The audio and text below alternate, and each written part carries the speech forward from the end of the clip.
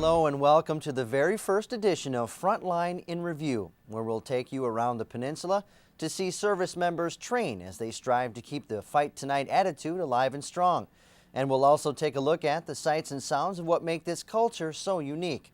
In our first story, Stinger missiles, 50 caliber machine guns. A week of this is definitely no day at the beach unless you're part of the Air Defense Artillery Brigade. And then it really is a day at the beach. Air Force Sergeant Pachari Lutke takes us to a Rock Air Force site where soldiers are practicing their ability to lock, track, and fire.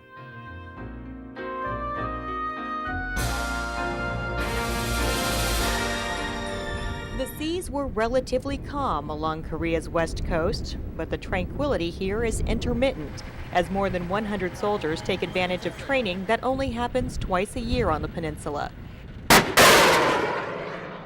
The Avenger live fire exercise is noisy. Stinger missiles are not known for their stealth, but that's just fine with Private First Class Kevin Riley. You feel the whole jerkiness. It's a rush. Once you hear the loud pop and everything, and you see the missile firing out, it's quite a rush. Direction. Scouts report enemy troops 100 meters to your front. The live fire exercise takes place on Chulmae Range, a Republic of Korea Air Force facility. It's the only place the Army can do this sort of training here. This time around, they're trying to qualify 24 crews. Sergeant Marcus Sanchez worked with the Avenger system in Iraq, and his pleasure comes from teaching the new soldiers. That's where I get my joy of it and stuff, because they come in brand new, straight out of an AIT, and they see this machine and they just don't know what to make of it. And that's where I come in, and I teach them its capabilities, what it can do, what it can't do. The non-classified range of the Stinger missile is about 5 kilometers for planning, and it has FLIR capabilities, so it can see both night and in some limited visibility conditions when weather. It is 24-hour operations. Private Riley, brand new to the Army, explains his job as a gunner. This helmet, which is called a CVC, it's a communications helmet, and it plugs into our radio systems. And what happens is they tell us what to track, and it tells us what to track and when to fire and things like that. The Avenger is equipped with a 50 caliber machine gun to cover the missile dead zone and engage ground targets, something soldiers also had a chance to practice. But either way, Private First Class Riley gets a kick out of it. I joined the Army to blow things up, and I definitely get that opportunity doing this. If being on the ocean,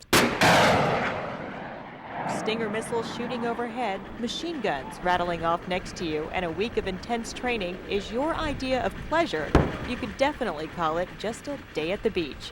Reporting from Chulmae Range, I'm Tech Sergeant Pachari Lutke.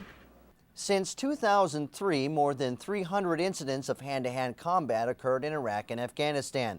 To soldiers in Korea, it's a sobering reminder to take combatives training seriously. Air Force Sergeant Sean Sprayberry went to Camp Humphreys, where soldiers put the warrior ethos to the test.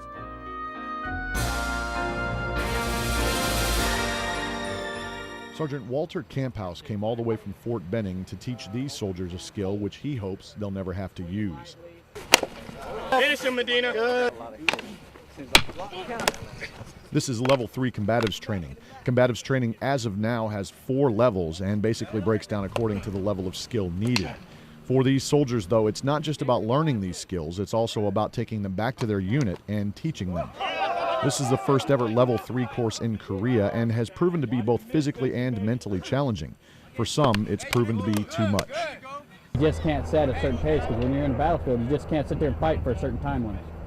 So now they're gonna, when they go through all days from 7:30 till 5 o'clock at night, or 1700, they have to work the whole time through doing drills, and it gets pretty demanding. We dropped 6 students because of this. Get back and bang. As the day progresses, the fights get harder, going from stand-up stick fighting to grappling. The intent is to prepare these soldiers for what could, in combat, become the difference between life or death. You have to know the difference between shooting a weapon and actually closing the distance with somebody. You know, install that warrior ethos on somebody. You don't want to be your first time going out there and getting punched out in the battlefield and realizing, hey, I'm into hand-to-hand combat now. Sergeant Andrew Turner suffered an injury during the previous week's fights, but is back to finish out the final fights of the 4-week course. Today his mind is focused on one thing. First of all, self-preservation, I guess. But what I'm thinking when I was in there is like, if I can, my offense way my defense, if I can just keep swinging and keep getting hits on, that I can back my opponent up. Is what I was thinking. I don't have a lot of peripheral vision out there with that mask on, so like I said, I might say just go at him, hopefully back him up and get some hits in at the same time. Okay. It is hard when you get a stick swung at you to think, oh, wait a minute, you know. Who do you think's going to win? Turner. The big I one? don't think so. Big one. I don't know. Gonzalez is pretty good. Sergeant Turner and his opponent both know that the intensity of the fights will lead to a better understanding of the skills needed, which will translate to a better trained soldier. They were put up against each other in basic hand-to-hand combat, and the instructors weren't letting them quit. So yeah, they had to definitely dig deep down and find what they needed to pull through. These fights start with sticks but progress as the fight goes on. If this were a real fight in a combat environment, the sticks would be whatever the soldier could find on the ground. But the skills of the actual fight will be the same. And in that case, intensity is the key. Ground and pound, ground and pound. Once on the ground, the soldier goes about finishing the fight, or in the case of the training, causing a submission. Come on, Gonzo. During this training, the soldiers cheer each other on, not so much pitting one against the other, but to recognize a developing skill or a really good movement that brings the fight to a close. And that's how you finish it. Even though Sergeant Turner or the big guy lost, it wasn't without a recognition of his skills in the fight, which in the real world could be a lifesaver. He's good. Hit me hard. That's good. How'd the fight go? Exactly. There's a little room for like that incident that happened in the desert where the company just said, hey, we can't do that, sir. It's too dangerous. This is the type of training that soldiers need to go through to build that warrior ethos and intestinal fortitude. The warrior ethos plays a big part in conversations about this training, but so does the statistics of hand-to-hand fighting in Iraq and Afghanistan. We've seen in the last battles, we have over 300 documented cases over in Iraq or Afghanistan to where people had to do hand-to-hand combat, not just infantry units, we're talking regular units, people that's in convoys where they had to actually use their hand-to-hand. Which makes the importance of this training seem pretty evident. I'm Air Force Sergeant Sean Sprayberry from Camp Humphreys. The Korean-American alliance isn't just about defending the Republic of Korea. The alliance also provides opportunities for a cultural exchange between our two nations. Airman Ted Frodes takes us to one of these events, the Seoul Pops Orchestra.